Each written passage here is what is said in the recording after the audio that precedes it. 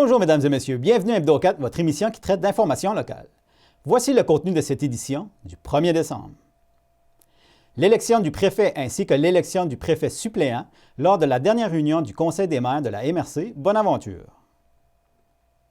L'Assemblée générale du Club de motoneige des Aigles Blancs de Passepébiac du 28 novembre dernier. La conférence de presse de l'inauguration de la Pointe-au-Maquereau à Chandler, secteur Newport, qui a eu lieu le 27 novembre. Lisanne Saint-Onge, agente de migration pour Place aux Jeunes MRC Bonaventure, nous parle du prix Reconnaissance FQM qu'ils ont remporté récemment. Régent Bastien, le maire de la ville de Passepébiac, nous éclaire au sujet de l'entente avec le Cégère. Et Véronique Saint-Pierre, agente de projet au Carrefour Jeunesse Emploi pour le secteur Bonaventure, nous informe au sujet de la 6e édition du concours Le Grand Défi Bâtir ma région. Bonne émission tout le monde! Tout d'abord, lors de la dernière réunion du Conseil des maires de la MRC de Bonaventure, l'élection du préfet ainsi que l'élection du préfet suppléant étaient à l'ordre du jour. Alors voici qui occupera ces fonctions pour les 2 prochaines années dans la MRC Bonaventure. Je voudrais dire merci de la confiance que vous m'accordez. Puis hier, justement, comme M. Audette l'a dit, je pense qu'on a entamé un bon débat, une bonne réflexion. Puis je pense que ça va mettre la table pour ce qui s'en vient dans les prochains mois au niveau de, justement, les orientations ou ce qu'on devra collectivement, tous ensemble, amener notre MRC. Fait que je pense que comme il a été dit hier à soir, mais je pense que dans les prochains mois, on sait qu'il y a encore des changements qui s'en viennent au niveau de la MRC. On est justement dans un processus au niveau de la réorganisation de tout le... Il y a plein de travail à faire qu'on devra faire ensemble. Pourquoi qu'on arrête de parler quand on se fait prendre en photo? Hein? C'est bizarre, hein? Il n'y a pas de son pour nos photos. C'est pas ordinaire, ça. Fait que... En tout cas, on devra toujours continuer de travailler ensemble justement pour amener la MRC plus loin. Fait que, encore merci pour la confiance que vous m'avez accordée. Naturellement, oui, c'est un défi au niveau de l'expérience de la préfecture, parce que je pense que le suppléant à la préfecture doit jouer un rôle primordial, c'est-à-dire de supporter les actions et les déplacements, les démarches qui sont faites avec les différents organismes, mais aussi le gouvernement et les différents ministères.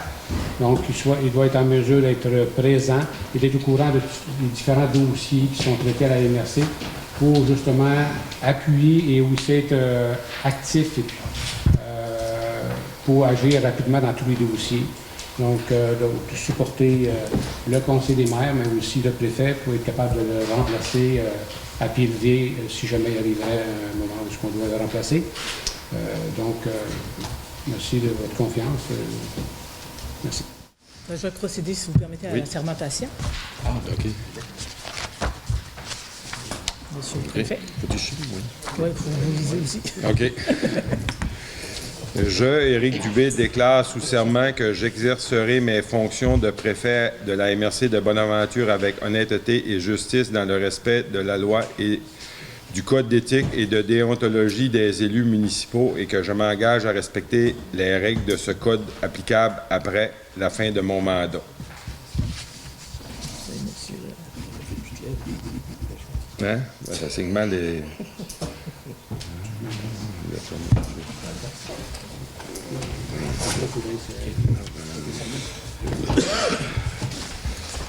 Merci. Monsieur Bastien. Bon, je, Régent Bastien, déclare sous serment que j'exercerai mes fonctions de préfet suppléant de la MRC de Bonaventure avec honnêteté et justice dans le respect de la loi et du Code d'éthique et de déontologie des élus municipaux et que je m'engage à respecter les règles de ce code applicable après la fin de mon mandat.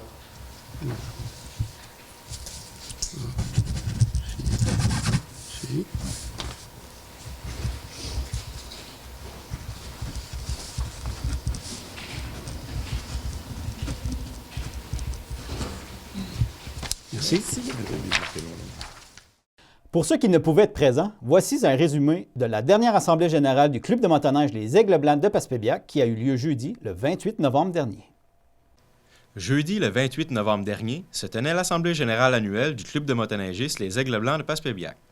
Outre les informations habituelles, telles que le bilan financier et le compte-rendu des activités de la précédente saison, les membres ont appris que M. Aurélien Côté quittait la présidence après 16 ans comme membre du Conseil et 15 ans comme président. Nous ne pouvons que féliciter M. Côté pour l'ampleur du travail accompli au cours de toutes ces années. Merci Aurélien. Le nouveau président sera connu sous peu.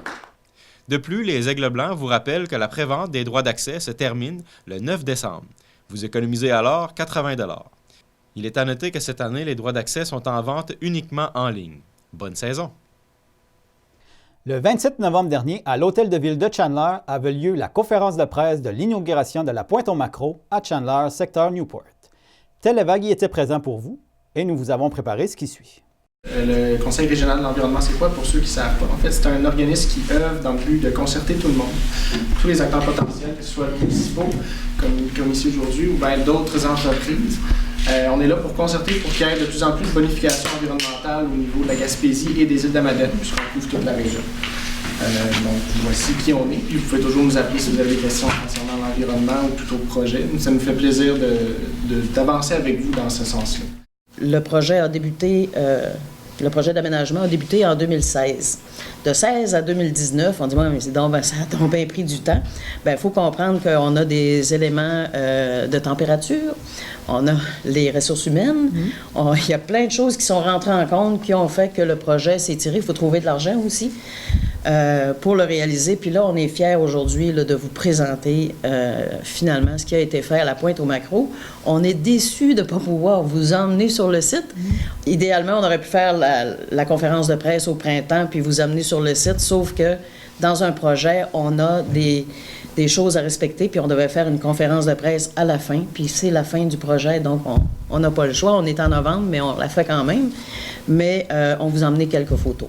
Il n'y a pas de restriction, ce n'est pas un site avec une cloche de verre, il n'y a pas de statut de protection. Il n'y en a pas parce que quand on est allé, il y a même des gens du ministère à Québec, il y avait un spécialiste dans les plantes rares qui est venu pendant qu'on faisait l'inventaire, puis il a tout marché le terrain pour s'assurer qu'il n'y avait pas de plantes rares. Il n'y a rien qui nécessite un statut particulier de protection. C'est pour ça qu'on peut... c'est un site qui peut être développé, mais qu'on a demandé aux citoyens, qu'est-ce que vous voulez comme développement? Parce qu'on peut faire un Disney World aussi dans ça. C'est aux gens de voir, aux gens de la place qui se sont prononcés, qui ont dit, nous, on veut que ça reste naturel, qu'il y ait un accès gratuit, puis on veut du développement, mais léger. Bon, c'est dans ce sens-là qu'on a monté le projet par la suite. Fait que c'est ça, mais il n'y a pas de statut particulier sur ce site-là. Faut pas y faire perdre son essence là, de milieu naturel. Vous faites cette annonce dans nos murs aujourd'hui, mais tout l'honneur revient à vous au Conseil régional de l'environnement. Merci d'être là. Pour avoir priorisé ce site parmi vos nombreuses actions. Merci d'être là pour nous sensibiliser aux enjeux de développement durable. Vous êtes des leaders au plan de la protection du patrimoine naturel et vous êtes la référence en matière d'environnement. Merci, j'apprécie vraiment beaucoup votre organisme. Enfin, la Ville de Chandler prendra bien au sérieux la protection de ce merveilleux joyau naturel et travaillera en collaboration avec tous les partenaires dans le respect des règles environnementales et celles du ministère des Ressources naturelles et de la Faune. Ce sont vraiment ces gens-là qui sont propriétaires du site. Merci à la MRC du Rocher-Percé, à la municipalité de Port-Daniel-Gascon et aux citoyens qui ont participé à la consultation publique. Nous promettons d'exploiter ce site de façon éco-responsable. Dans le respect des partenaires et au bonheur de tous ceux qui pourront l'admirer et en profiter. Je fais une promesse, comme je parlais à madame avant la rencontre et à M. Vincent, que, à titre de membre de Société du chemin de fer de la Gaspésie, de négocier, en fait, que la négociation se fasse entre le chemin de fer de la Gaspésie, le conseil d'administration et le MTQ pour permettre de réparer la voie ferrée qui est en mauvaise condition actuellement. alors pour permettre l'accès de façon sécuritaire à ce site. Alors, merci à vous tous et bien sûr, nous nous engageons à exploiter ce site de façon éco-responsable et respectueuse. Merci beaucoup. Le territoire de la Pointe au Maquereau de Newport est l'un des rares territoires publics qui longe la côte de la baie des Chaleurs. À l'intérieur, on y retrouve ruisseaux, milieux côtiers, forêts et falaises. Des ombres de fontaines et des anguilles y ont été retrouvées. Plusieurs essences d'arbres et arbustes fruitiers produisent chaque été et jouissent de l'air salin d'une superficie de 6,2 km². Une multitude d'oiseaux marins, côtiers et forestiers utilisent également le territoire. Quelques mammifères marins ont été aperçus à plusieurs reprises.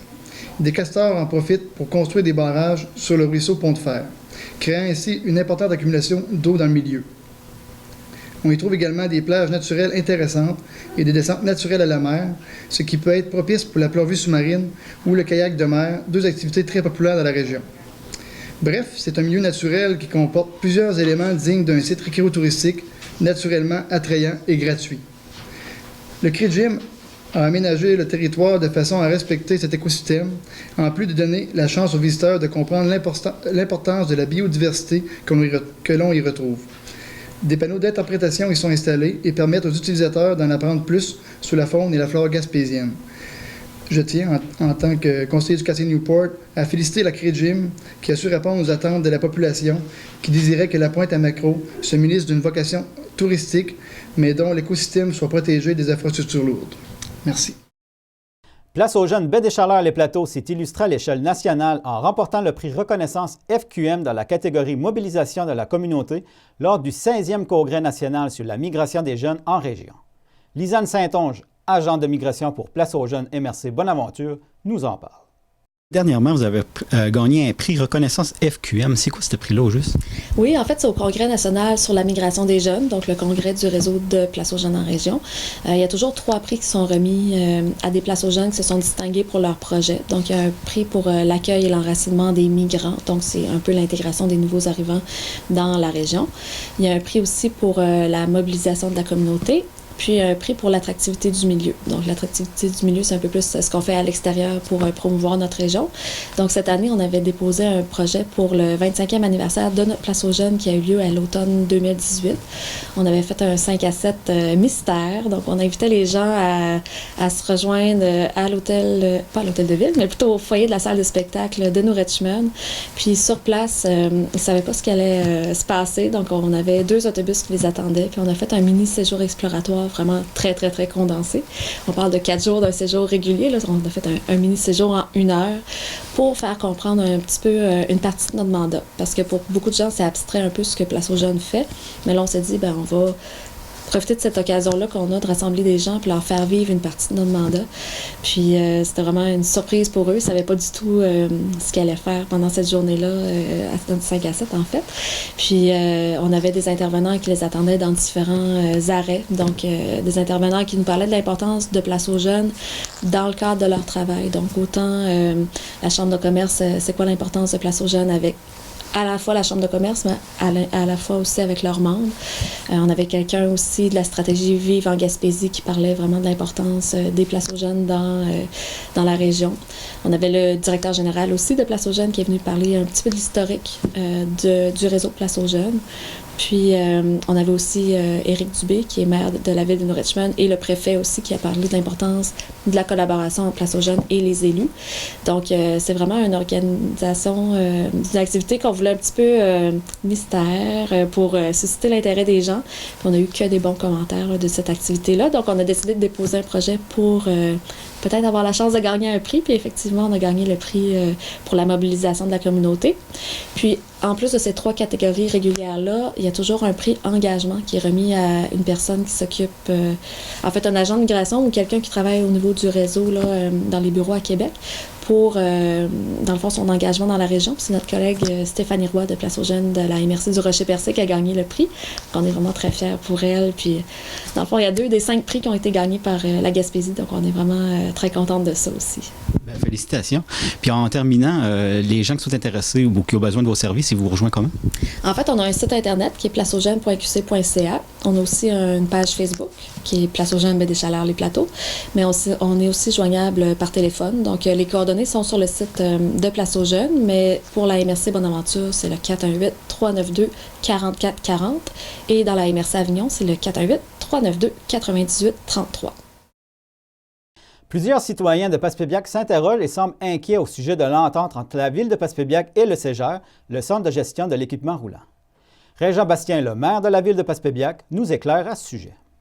La Ville de Passepébiac a signé un contrat avec le CEGER, autrement dit le Centre de gestion d'équipement roulant, qui est vraiment un organisme à part que du MTQ, même si les gens l'attachent tout le temps avec le MTQ, c'est pas le MTQ. Et on a signé quelque chose après avoir analysé tout le dossier pour 5 ans qu'on a signé. Et juste pour s'assurer de ne pas semer trop d'inquiétude à la population, oui, il y a des ventes d'équipements, de certains équipements qui sont assez récents. D'autres, il va falloir qu'on s'en débarrasse. Mais il va y avoir un fonds qu'on va créer pour s'assurer que lorsque, dans 5 ans, si jamais on pense que l'aventure n'a pas été concluante, bien, on ne sera pas pire qu'aujourd'hui, avant le CEGER. On ne sera pas pire. On va être dans la même situation.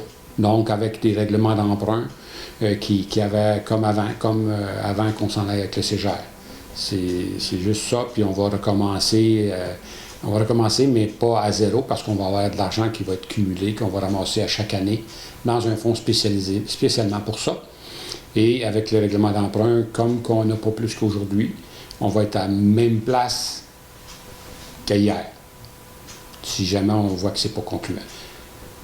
L'avantage du CEGER, les gens peuvent se poser des questions, parce qu'ils disent « Ah, mais c'est comme une location, tu dois payer plus cher ». Pas nécessairement. C'est parce que, dans les faits, c'est qu'avec le CEGER, tu as l'équipement qui est à niveau tout le temps. Les autres s'assurent de changer. C'est comme si tu te promènes toujours avec un véhicule en ordre. Ça évite au conseil municipal, dont plusieurs conseils municipaux à travers le Québec, là, de dire, bon, ben quand il t'arrive avec une facture, de dire, bon, il faudrait faire réparer le camion un tel ou la souffleuse, puis là, ça coûte cher, ben on va attendre ou on va juste le patcher, excusez l'expression, là, on va patcher le bobo, puis on va attendre, puis on va espérer que ça va durer. Là, on va toujours avoir de la belle machinerie qui va bien fonctionner, et dans le contrat, tout est compris. Assurance, immatriculation, les changements de pneus, les freins, etc., pas l'essence naturellement, mais on va avoir un prix de revient quand même intéressant au niveau de l'essence, environ 30 cents de moins que le litre qu'on paye d'essence présentement. C'est toujours à peu près 30 cents de moins. Donc, c'est quand même intéressant sur le volume. Et il y a d'autres avantages aussi, parce qu'on va avoir aussi un meilleur contrôle de nos finances, de nos dépenses, parce que ça va être, on sait que c'est tel montant, et qu'on paye à tous les mois, pendant toute l'année, et donc pas de surprise. Il y a une réparation à faire, ils vont la faire, c'est dans le service. Et il va y avoir éventuellement une station d'essence qui va être directement au garage municipal, avec des cartes magnétisées, les gens vont passer avec la carte, mettons c'est Joe Blow, il arrive avec sa carte, puis ça va être pour telle camionnette. Il va savoir quelle quantité d'essence qu'il va avoir rentré dans le véhicule et à quel moment. Puis on va savoir, autrement dit, quelle dépense qui est faite pour tel véhicule, puis savoir aussi si un véhicule consomme trop d'essence par rapport à un autre. Donc, il va y avoir un meilleur contrôle de tout ça. Ça va être informatisé, ça va être beaucoup plus facile. On va avoir un système aussi qui, sur les camions, à savoir combien de temps qu'ils vont rouler dans le chemin. S'il y a un déneigement qui va être fait, pourquoi que ça a pris 2 heures de plus que ça a dû prendre? On va le savoir, parce qu'il va y avoir des rapports aussi par rapport à ça. Donc, ça va y avoir un meilleur contrôle de nos finances, de nos machineries, de nos équipements. Et en plus, la Ville de Passepébiac a plus de mécaniciens. Il faut se rappeler qu'il y a 2 ans, il y avait 2 mécaniciens ici. Maintenant, il n'y a plus aucun poste de mécanicien. On a eu une entente avec le syndicat pour modifié le poste de mécanicien qui restait, parce qu'il en restait un jusqu'à cet été. Et c'est un poste qui est devenu à 6 mois, mais seulement opérateur de machinerie, chantier. Donc, il n'y a plus de mécanique qui va se faire à la ville de Passepébiac. On récupère une place. En récupérant une place, bien, ça va permettre d'avoir aussi un endroit de plus dans notre garage qui va permettre d'éviter de construire un endroit spécial pour le futur camion autopompe. D'ailleurs, le camion autopompe, au niveau du Cégère, il est à l'intérieur de ça. Les gens, donc, il va y avoir une place là, on n'est pas obligé de reconstruire, puis on règle notre problématique qu'on essaie de régler depuis plusieurs années, dont les municipalités de l'Est réclament aussi, puis c'est normal, qu'on ait quelque chose qui fonctionne. Là, on va avoir un camion autopompe, mais ça va prendre environ 1 an, parce que c'est le temps de le préparer, puis etc., parce que ça ne se fait pas en claquant des doigts, c'est pas comme une voiture. Donc, ça va venir régler cette problématique-là aussi. On a quand même fait nos devoirs, on a vérifié, voir si on achète et on fait un règlement d'emprunt pendant X années, par rapport aussi à l'utilisation, à l'usure, etc., est-ce qu'on est désavantagé en allant avec Cégère? La réponse est non. C'est pas mal égal. Donc, comme je vous dis, on a fait nos devoirs pour vérifier est-ce qu'on est gagnant ou on n'est pas gagnant. Puis en ce moment, ce qui ça laisse présager, c'est qu'on va être gagnant dans tout ça. Avec les beaux logos de la ville sur les machines, on est fiers de se promener avec ces camions-là puis ces véhicules-là. Et ça va fonctionner. La 6e édition du concours Le Grand Défi Bâtir ma région dans la baie des Chaleurs est lancée. Véronique Saint-Pierre, agente de projet au Carrefour Jeunesse Emploi pour le secteur Bonaventure, est passée à notre studio pour vous en parler. C'est quoi le Grand Défi Bâtir ma région? Le Grand Défi Bâtir ma région, c'est essentiellement un concours de projets entrepreneuriaux. Ça s'adresse aux élèves du primaire, du secondaire, de la formation professionnelle et des adultes.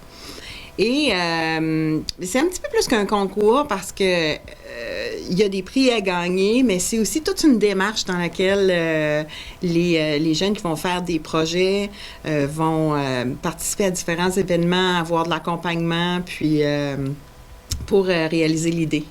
C'est pour qui au juste? Ça s'adresse vraiment à tous les niveaux. Donc, ça peut être un projet individuel, ça peut être une personne seule, ça peut être une équipe aussi, puis il n'y a pas de non-limite du nombre de participants. Et les jeunes doivent être accompagnés d'un adulte responsable. Donc, ça peut être un parent, un membre de la famille, un enseignant, un membre de l'équipe école. Fait que, essentiellement, n'importe qui est inscrit dans une école peut participer au Grand Défi. C'est environ combien de participants par année qui y participent? Ça n'arrête pas d'augmenter à chaque année, ce qui nous fait dire qu'on doit avoir une bonne formule parce que les gens participent de plus en plus nombreux. L'année dernière, c'était environ 400 élèves sur le territoire de la baie des Chaleurs qui ont participé. OK. Puis il y a beaucoup de visiteurs aussi.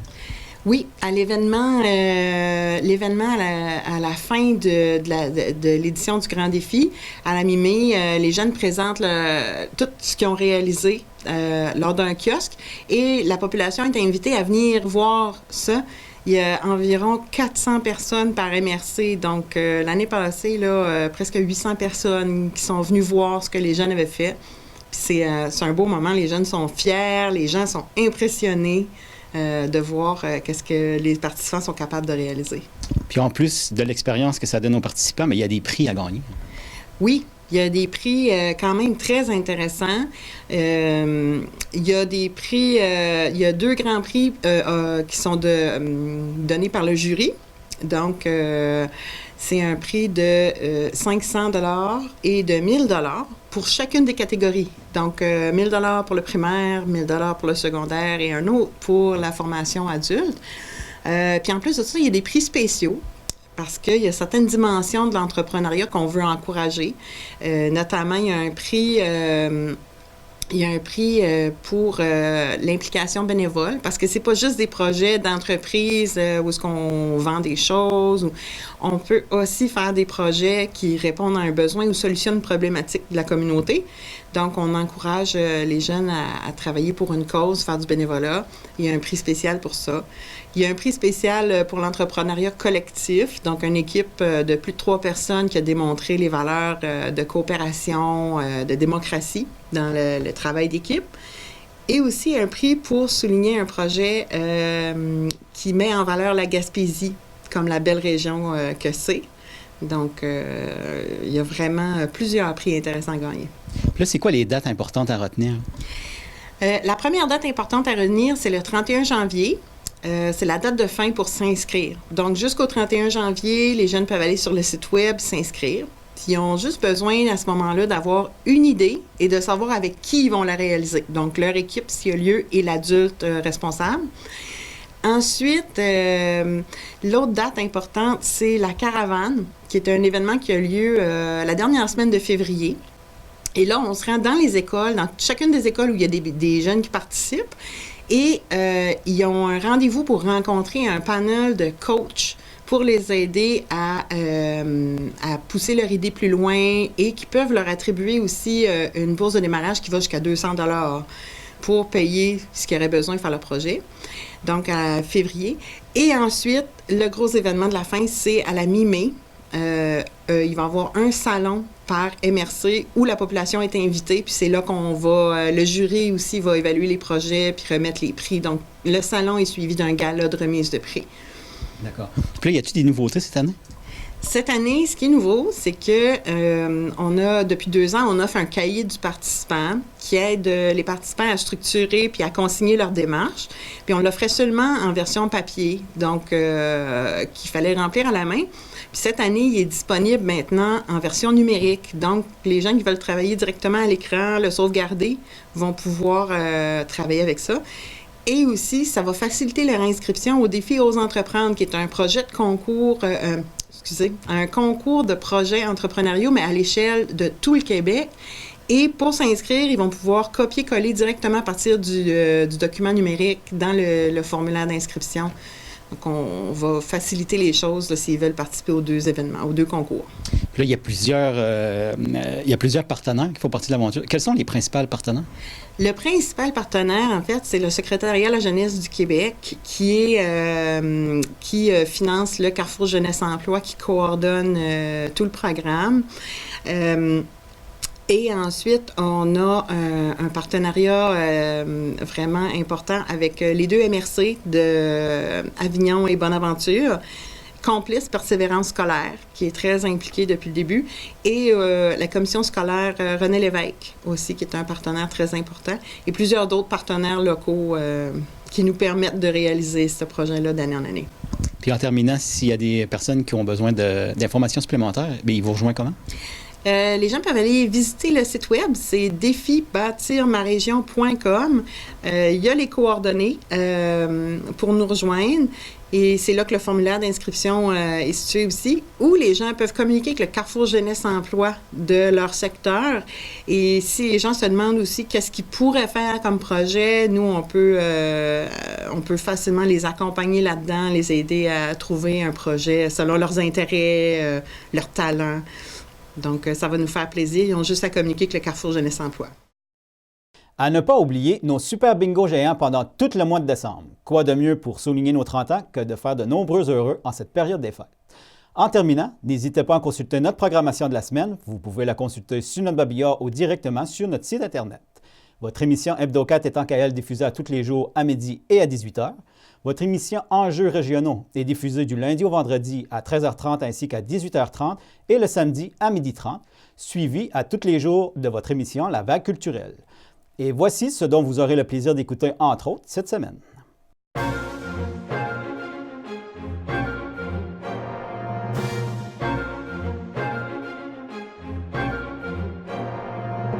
Bonjour, Mesdames, Messieurs. Aujourd'hui, j'ai l'honneur, le plaisir aussi de recevoir Mme Diane Leboutillier, députée de la Gaspésie-Île-de-la-Madeleine, ministre du Revenu national. Bonjour, Mme Leboutillier. Bonjour.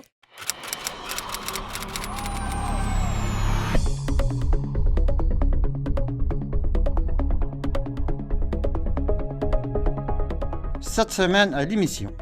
L'improvisation est à l'honneur avec le spectacle des Impropésiens, présenté au Centre culturel de Passepébiac le 22 novembre dernier. Télévague en a profité pour rencontrer quelques Impropésiens et vous en rapporter quelques extraits. Et voilà, mesdames et messieurs, ce qui complète l'édition de votre émission Hebdo 4 du 1er décembre. Merci beaucoup d'avoir été avec nous et à la prochaine!